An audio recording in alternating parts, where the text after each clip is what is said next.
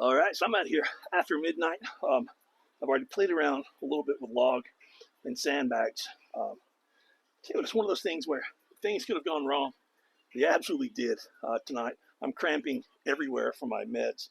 So going through warps on the logs, I was having cramps, fingers, forearms, um, abs, hamstrings, kind of everywhere, biceps. So I'm a little cautious doing this. So what we're working with tonight is kind of the ability to have a little bit stronger leg drive on the log press. Now, this is a little bit different than you see a weightlifter, talking about, with the barbell, clean and jerk and things like that. It is different than the axle a little bit, but the basic guide principles are the same. Now, I haven't done a jerk or really, I haven't done a push press in months and months and months. The drive up puts a lot of bad pressure on my spine that I need to avoid. I don't really enjoy pressing anyway. But just kind of walking you through the concept, I think, one of the common things that we see here every time someone tells me I'm getting knee pain when I'm overhead pressing, when I watch when they press, the first thing they do is when they dip down, they're not really dipping down, they're dipping forward. They're going like this. So, all you've managed to do here is bend your knees. So if you just sit in this position and then you try to jump from here, there are no muscles involved. There are knees involved. And you can throw your calves in there too if you want to a little bit. So you're going to have, your back and your knees. So however much weight, the more weight that you have on whatever it is that you're pressing, the more that you dip forward, the more it's going on your knees. So if you're doing overhead press that way, maybe you just need to work on your sissy squats. I'm not for sure. Or get some steel braces for your knees. The concept is, the idea is, if you have the log or the axle, whatever it is you have in position, they each have a little bit different body position on how you want or need to be. When you dip down, I want you to imagine that you've got on like the tightest pair of blue jeans that you can imagine. It'd be blue jean shorts, jorts, I don't care, but they got to be really, really tight. I'm thinking I've got a pair of really awesome multiply squat briefs on. But what I want to do is when I dip down, I want to keep my spine completely fixed. Nothing moves. I never lose any kind of arch. And I'm going to sit down into those jean shorts, which is going to put me right about there. Okay, you see how I dip down? I did not go forward. So when I go forward, you go this way. I don't want to go that way. However my upper body is, spine locked in with those muscles. And I'm going to dip down into those jean shorts. That's as far as I'm going to dip.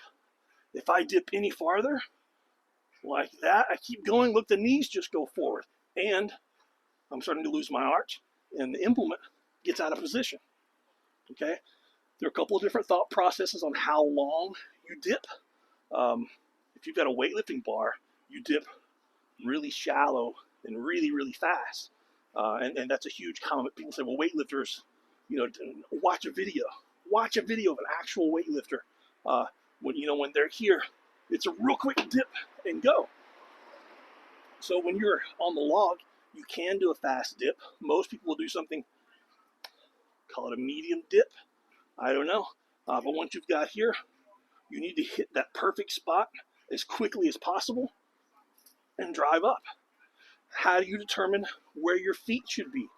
A big thing, if you were very similar to your deadlift stance, if you were hanging from a pull-up bar and you let go and you landed, where would your feet be when you landed?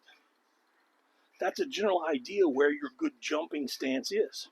Another one is if you think about, if you're playing basketball and you're doing jump ball at the beginning of the game and you're both here ready to jump, what kind of body position would you have? If your stance is too far this way, when you go to jump, you're jumping out that way, and the other guy gets higher faster than you.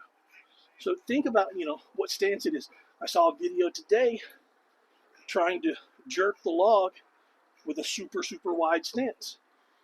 I understand the concept of you can push your knees out a little more, which will allow you to sit into the hips a little bit more, but you can't go out, out, out, and you're not going to be able to explode all the way up near as much as when you explode all the way up. you're going to be in this position. So play with it. For one of my clients, we'll work on some different things, doing some different sets and reps and practicing repeated singles so you get an opportunity to fix those.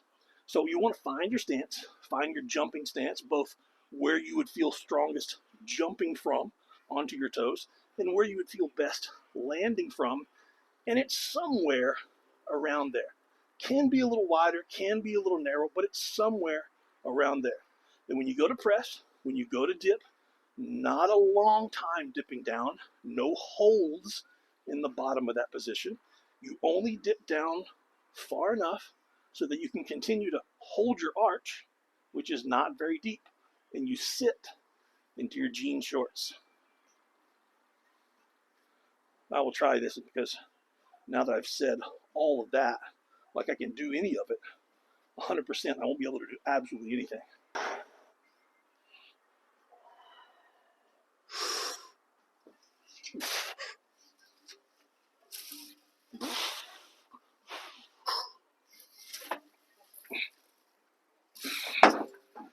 My body went to split, trying to protect that right side of my back.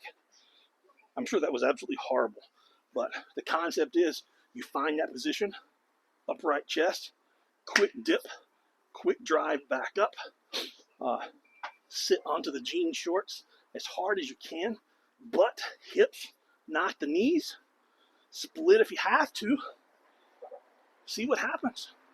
Anyway, hope this helps, guys.